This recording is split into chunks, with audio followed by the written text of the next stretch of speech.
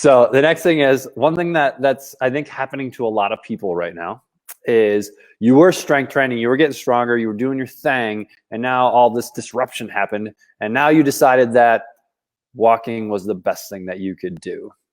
So we need to have a conversation right now. It's serious. This is a serious conversation because it is something that we talk about on every one of our team calls, and one of us always complains about this. So, all right, first and foremost, walking is a good thing. Okay? That you can do every day of your life. Correct. It is activity. At one point in our life, it was transport. Okay, it's how we got from one place to another. And it's a really good thing, and we should do lots of it, and we should probably do more of it, and we should continue to do it, and it's awesome. Okay, but it doesn't really cause any physiological changes in our body. Okay, it doesn't cause us to get in better shape. It doesn't cause us to get stronger. It doesn't really help with like stresses on the bones and that. I mean, maybe a little bit, but not a lot. And so there's better ways to do it. And so when we're thinking about a well-rounded exercise routine, or am I getting the most bang for my buck, walking is not the best thing. Okay, so if you want to get stronger, okay, you're running. So now we're hitting the cardiovascular system a little bit more, which is great, which is good. We know that people that have higher VO2 maxes typically live longer. Okay, it's going to help you live longer. Good thing. Awesome. Keep doing that. Okay, but it's not necessary. It can't be your only thing. And so the body has different systems. Okay, one system is the cardiovascular system, right? That's what pumps the blood around. Okay, makes us efficient, makes sure our heart is doing the things that it needs to do. Very good thing. When you run, your heart gets better at pumping. You get more efficient. You can run longer, yada, yada, yada, right? But we also have our muscular system, which, and we could probably tie in like muscular, fascial, we could even do like joint, we could call it musculoskeletal system, right? That a lot of people have a tendency to neglect, especially all the cardio nerds, right? And what we know is someone that is stronger is a better runner. They've done lots of studies, cross-country people, people that strength train, people that don't train, people that strength train, get better, run farther, all those kind of things. So the one thing we're seeing a lot of people neglecting is strength training because they can't necessarily come to the gym. But we have this thing called our body that we live in every day that can help us build some strength and challenge it. Because adding load isn't necessarily the only way that we can challenge the body. Actually, what are some other ways that we can challenge the body from neuromuscular type system? What are other variables that we can do? We can do team training. We do team training. True. What else could you do? Were you looking for something? I was trying to set you up. But I didn't do a good job of it. No.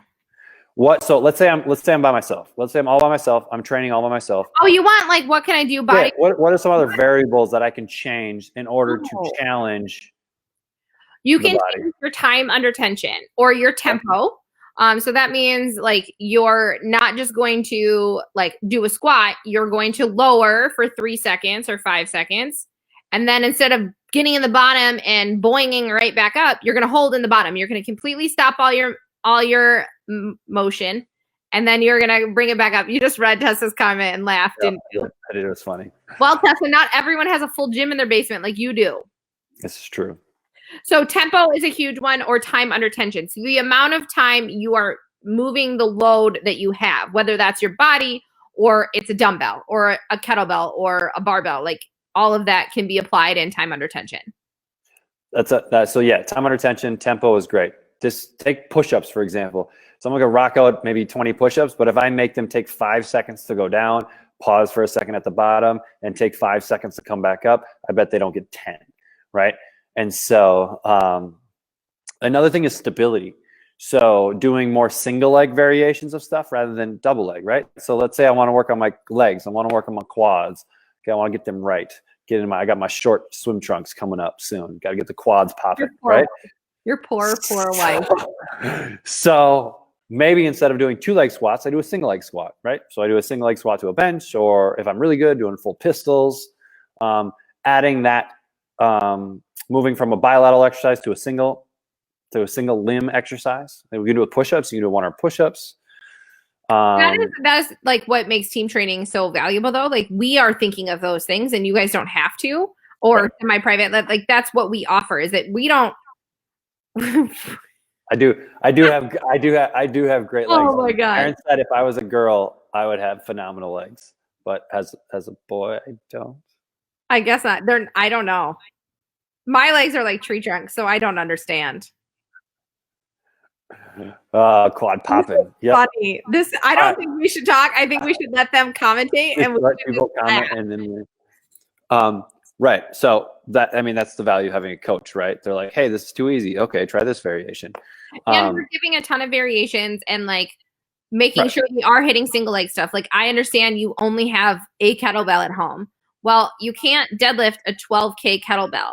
We can do kickstand deadlifts, and then we can progress kickstand deadlifts to single leg deadlifts to make them harder. We can add a tempo. Right. We can add a pause. We can add a hold, like a flat out just like how long can you stay in this static position? Right. Yeah, I mean, ISOs are another really good one. Isometric, which just means no movement. Holding squat holds, push-up holds at different angles can be really challenging. Another really good one is to add instability to a movement. So this is really good if you have a slider, if you have a paper plate and you're on carpet, if you have a towel and you're on hardwoods, something like a reverse lunge or a lateral lunge, or even like push-up variations where you're moving one arm up to the side, mountain climber stuff. There's a lot of different things you can do with. I mean, but even with that, you could do an overhead press and stand on one leg. True. Right. Exactly. So that's another variable that we tend to manipulate a lot in the facility, in the gym, because maybe someone can't handle a lot of load. And so that's another really good one. Instead of adding more load, let's challenge it in a different way. I mean, balance boards and all that kind of stuff are important too. Like, and everyone's thinking like, oh, a balance board. Get a piece of wood, like a 2x4 style piece of wood, and you can step on that and do exercises standing on that. Right. Which is going to definitely increase the challenge of that exercise, right? Another really good one too is just increasing range of motion. So doing kind of excessive or bigger ranges of motion. Probably a good example of this would be elevated push-ups. So I put my push-ups on maybe a couple of blocks, and then I allow my chest to go below my hands. Another one might be front foot elevated split squat or rear foot elevated split squats, where we're artificially, by elevating one portion or one limb, we're allowing ourselves a bigger range of motion, which makes it more challenging of an exercise. So that's another really good way. And that's actually how we progress a lot of people. Sometimes we'll limit range of motion early on until someone gets control and they're pain-free, and then we'll gradually increase that range of motion till they get to a range that challenges it. Because that's another thing, is we do want to challenge muscles through range of motion. Because remember, we don't just like strength train to be awesome like Tessa, right? We want to strength train so that we can function better in life and be able to handle the uncertainties that will happen when we're in the real world. Or to be able to like, hey, I want to do that and I'm not limited by my physical limitations. I can go and do things because I have set the base. And that's where like only walking or running or walking and running aren't really going to make those like improve those things. The other thing is if you are walking and running, the number one thing a person who walks and runs can do to improve and do better is strength training. Strength training. 100%. When you walk and run, you are moving in one plane of motion. All you're doing is moving forward. You really need to be adding lateral and rotational style exercises into your workout routine. So like when we work with runners at the gym, we don't just have them do squats. That's the same plane they live in. They need to be doing lateral lunges and rotational lunges to challenge those muscles in different range of motion to help them perform better at the thing that they're really training for. And actually what it's going to make you better at too, and by better, it means it's going to keep you healthier. And because like when we continue to work in the same plane over and over again, we start to have some overuse things that pop up. And so by training in maybe a cross training type of way, air quotes cross training, right? We can make sure that we challenge other aspects of the body so that we have a very balanced system rather than putting too much horsepower in one way.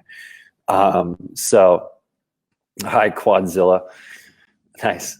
All right. So if you have any questions, let us know. Like if in a perfect world, someone would strength train 2 to 3 times a week, and then they'd be doing their cardio 2 to 3 times a week as well. Take a day off if you need it.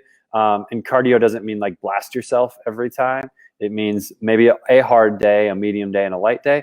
Those are kind of a nice blend to be able to allow you to continue to progress. Now we're kind of looking at the whole system. When we say strength train, really strength training means we're doing mobility work. It means we're doing power work. We're doing strength work. We're maybe doing some energy system work that you're not getting with the long, slow distance stuff. And so that's kind of how I compartmentalize it. Our strength training is all of those other things. So I also like the other thing that helped me kind of think of like when I'm working with different athletes, like thinking about the sport that they are performing in, and like, are they moving in these different planes? So on Viper, Trevor's gonna, but the Institute of Motion, they do a really great job of linear motion training, or like and then like dividing it out.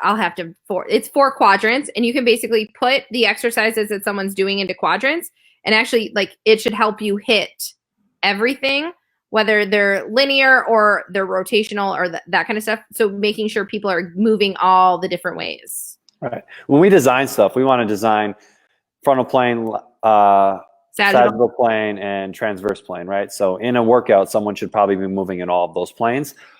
Or if they currently, with their current system, always move in one plane, we should probably optimize those other planes more frequently to help create a little bit more of a balance.